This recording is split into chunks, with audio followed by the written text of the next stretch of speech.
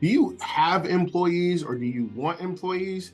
If you answered yes to that question, then I'm going to give you 5 of the most useful tips that you can use today.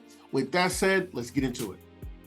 Now, I put this list together based on, just a variety of questions that I get when I do my one-on-one consultations. The link to all of those will be in the description.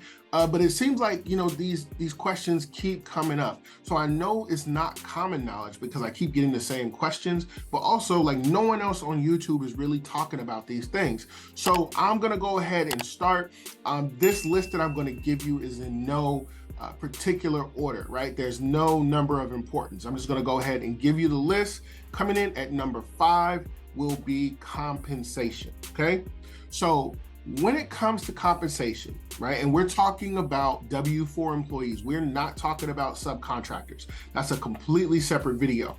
But when it comes to compensation, first off, you have to look at where you are. There is no general answer, right? You have to look at where you are. And when I say where you are, I mean in terms of where you are in the country or in the world.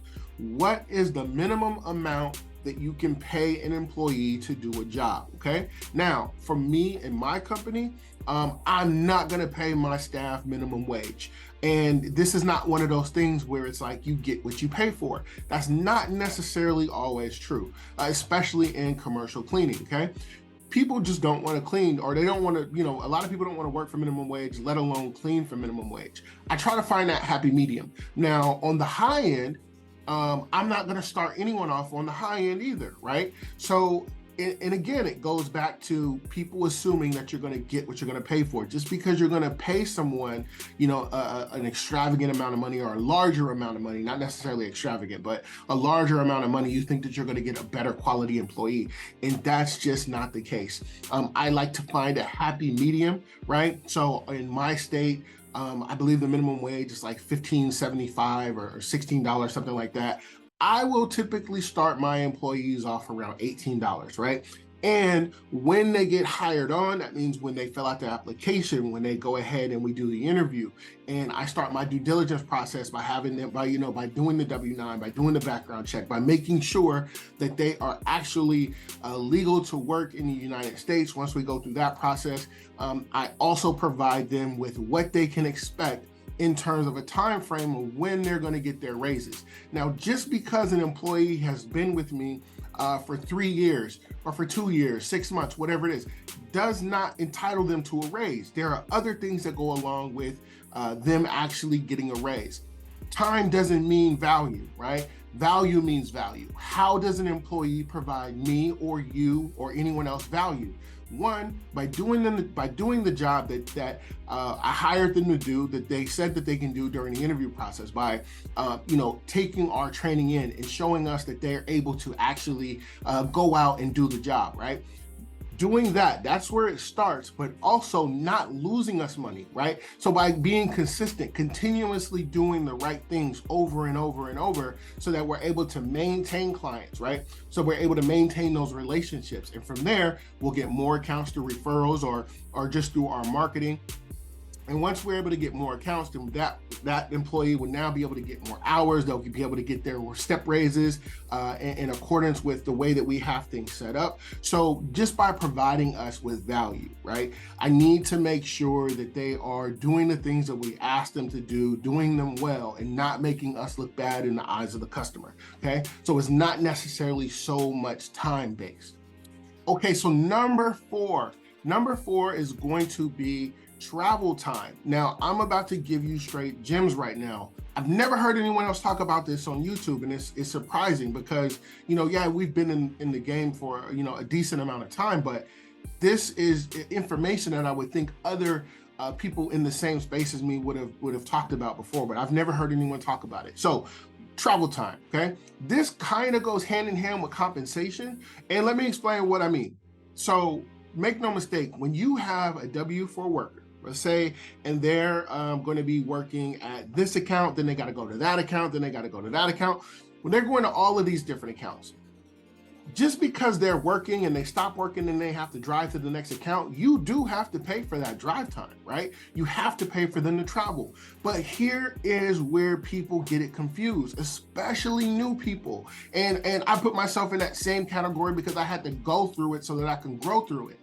This is what happens. You'll say, okay, I'm gonna pay you, X amount of dollars per hour, right? And you should be done with all of your work, regardless to how much you have to travel, how much you have to clean. It should take you about 6 or 7 hours. They're gonna pay them that whatever the amount is the entire time. And I'm here to tell you that is completely wrong. You do not have to pay them the working wage, or let's say, for example, that you're gonna pay them $20 an hour to actually clean, but your minimum wage is $15. That's just for number's sake, okay? So they're cleaning this account at $20 an hour. Once they're done with that account and they need to drive to the next account, you can now, you don't have to pay them the same amount to drive that you have to pay them to clean. So their travel time now goes down to the minimum wage time, right? You don't, and this is gonna save so many people so much money. Like, again, like, this is something that I actually had to go through. And it's like, well, wait a minute. As long as I'm paying you at minimum wage to do the minimum job, which is driving, like, we're not Uber drivers, right? I'm paying you to clean. This is what your cleaning wage is. This is what your driving wage is, okay? 2 different wages. And this is something that has to be explained and has to be discussed during the interview process, right? So in my state, this is exactly how this works, right? You don't have to pay the total wage or the highest amount to clean as you do, or to drive as you do to clean, okay? So this is something that you definitely want to take into consideration, double check where you are, but this is how it applies in my state, okay? Okay, so number 3 is going to be promotion, right? How do you promote, or do you even promote within your company? Let me give you the rundown on how we do things, right? But before we do that, let's talk about the positions that are on the cleaning side. So obviously, you're gonna have a cleaner, okay? You are gonna have a supervisor or a lead, and you're gonna have an inspector, okay? Now, what we used to do was we would make the inspector, the supervisor, the same person. Here's why that didn't work, because the inspector's job is to inspect the entire account, and then also, if the inspector is consistently coming up with problems, that means that the supervisor isn't doing their job correctly. It can work that way if the supervisor isn't present with the cleaners all the time, okay? It can work, but this is what we switched over to with those inspector and supervisor, 2 completely different roles, 2 completely different people. Now, when it comes to promotion, right, this is what we're talking about. We're actually talking about promotion. When it comes to promotion, I only promote under a certain set of circumstances. 1, the cleaner, right? Because I need everyone to know how to clean. If the cleaner has shown that they can do an amazing job when it comes to cleaning, okay? 1, they can do an amazing job, they follow directions, they take accountability, they take initiative, they're always on time, they rarely call out late, and they've shown a level of maturity to say, okay, you know what, this person can now step into a supervisory role. This has happened with our company, but it's rare. And here's why it's rare. Just because someone is a great cleaner doesn't necessarily mean that they can run a cleaning crew, right? It's just like that old saying, just because you can bake a cake doesn't mean that you should run a bakery. It's the same concept. These are 2 completely different types of skill sets. You may be a cleaner really good at cleaning because you're focused on your job, you're in your own head, and all you got to do is go through the task. But when you're a supervisor, there are different roles that come with being a supervisor. You have to have great leadership skills. You need to have great communication skills. You need to have great listening skills. There are times when you're going to have to show certain levels of empathy. You're gonna be dealing with so many different types of personalities, and being a supervisor isn't for everyone. Okay. And an inspector's job really is to go in and look for things. We're not looking for the things that we did right when we go in and do our inspections. We're looking for things that are done wrong. I train my inspectors the same way I train the people who go and do walkthroughs. The only difference is the inspector versus the walkthrough is that the inspector isn't talking to anyone. They're going in and they're looking for ways for us to lose an account. So they're looking to see if things have been dusted. They're looking to see if trash isn't taken out or the trash bags aren't tied right. They're looking for smell when they go inside of these accounts. Yes, the account may look good, but one of the ways that we can actually keep accounts, and this is a gem for you, one of the ways that we can keep accounts is we want to stimulate as many sensories as possible for the customer when they come in. So what am I talking about? They want to be able to look at a counter and visually see that it's clean. They want to run their hand behind the coffee machine or on the coffee counter and feel that there are no sugar granules or there's no leftover coffee stains. Not aside from that, when they come in, they want to smell. Right? So what type of cleaners are you using to smell these things? These are jobs of our inspector to make sure that all of these things are being done properly. So they're making sure that there is no way that we're going to lose the account. And if they're consistently coming across different issues, they're consistently coming across problems, then that means one, the cleaners are going to have to be retrained, and the supervisor is going to have to be retrained, or that supervisor may not be a good fit in that role as a supervisor. Okay, so these are things that we have to look at, and this is surprisingly something that no one on YouTube is really talking about. Okay, so number 2 is going to be uniforms. Now, obviously having a uniform makes you look more professional. It makes your cleaners take just a little bit more pride because one, they don't mind getting your clothes dirty, right? But they don't want to get their stuff too dirty. It just gives an overall more professional appearance, not only for your cleaners, especially if you just got new hires, but also to the customer, right? When they're checking video, which trust me, they're gonna check video to see everyone in there in their uniform. Everything looks, precise, and it looks professional. It looks like how they would expect a commercial cleaning company to look, okay? But this is not the only reason, okay? There's actually a safety reason that comes with having a dress code, having uniforms, and why I enforce our dress code, and I advise you to enforce your dress code as well, okay? So put yourself in a position where you're in an account, and let's say, you're brand new to the account, you open the door, you go inside, you put in the alarm code, but the alarm code that the customer just gave you doesn't work. Guys, if you've been in this industry for any amount of time, or if you plan on being in this industry for any amount of time, that exact scenario will happen. You will get an alarm code on let's say you get it today, and your first clean is tonight, and you go in tonight, and the code doesn't work. That will happen. I promise you it will, right? But you go in, you put the code in, it doesn't work. Now the police are being dispatched out. The conversation or the level of anxiety lowers for the police officer and for you if you're in uniform. Now, because that's an easy conversation. Hey, we just, I'm with the commercial cleaning company. I got the key. We went in, the alarm code was changed, so on and so forth, right? That just de-escalates a lot of things. Now, if I go in and I show up and I'm in, all black, and, I put in the alarm code that I think is the alarm code, it's really not the alarm code. The police end up coming out. It can raise one, a little bit more suspicion, and then also two, it just doesn't look it doesn't look as professional, right? So at the end of the day, it's going to get sorted out regardless, but having your staff in uniform just brings that level of anxiety down just a little bit more. It diffuses situations before they can really go ahead and erupt. We've been in accounts before where that same exact situations happen, and the times where we have people in uniform, there really isn't any problem. The police are less less hostile or whatever. But there's been times when, we haven't had people in uniform, and that process, it takes a little bit longer. So do yourself a favor. It doesn't matter whether you have enough money to go get, your logos put onto on your shirts, or if you say, okay, guys, this is our uniform. We're going to have gray t-shirts and khaki pants. Make sure everyone looks like that. So if anyone shows up, or if they look on camera, everyone is in uniform, and it just makes your company, one, that much more professional. But in the event where police come or security come, it makes it a lot easier for you to get out of situations, or at least for your point of view to be heard a lot easier. Okay, so the last thing we have is going to be alarms. Now, alarms is kind of going to piggyback off of the last thing that we talked about. I brushed on a scenario a little bit.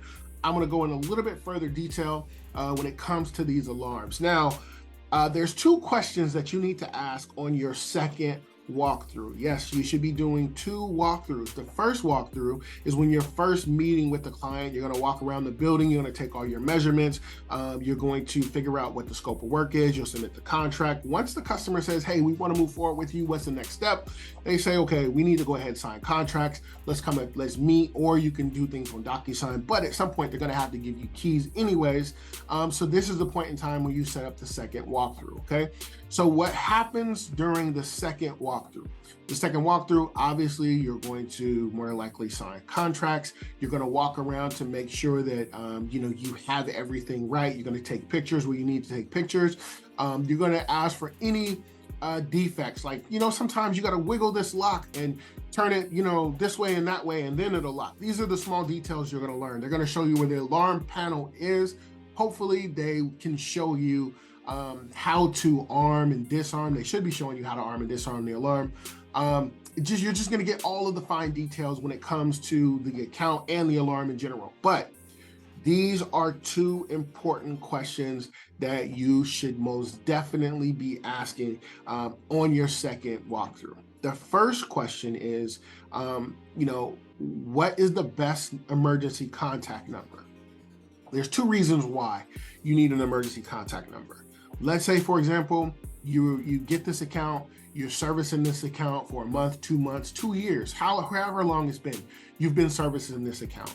You walk inside the account, unlock the door, put the alarm code in, alarm goes off, turn on all the lights, making your way around the account, picking up trash, and you notice that there's a big hole in the ceiling from a branch that fell or from too much rain, and now this account is being flooded with water. This is a situation where you're definitely going to want to utilize that emergency contact number.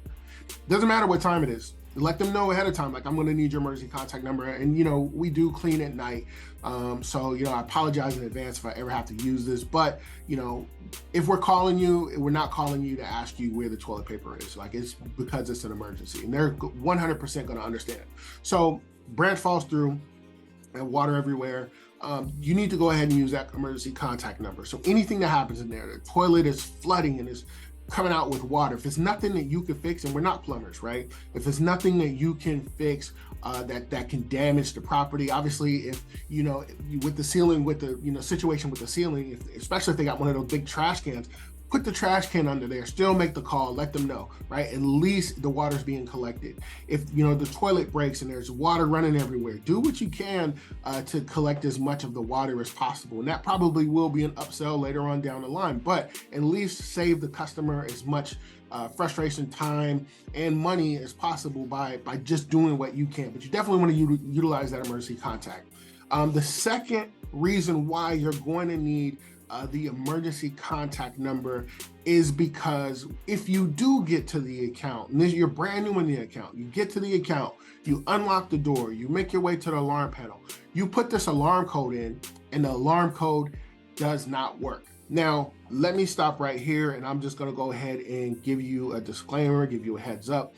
If you've been in this industry for any period of time, whether it's, if you've been in it for a decent amount of time, a couple of years or so, I promise you, this will happen to you, right? There's so many things that go into play during the day that the cleaners don't see at night. There's emails that should have been sent that aren't always sent. People forget. So there are times when you will go to certain accounts and the alarm code has changed. The police may or may not come. A lot of the time with these new alarms, the person who's giving you the keys more than likely has access to disable the alarm from their phone, and usually that'll wake them up and they'll go ahead and disable it. But there are cases when the police will come.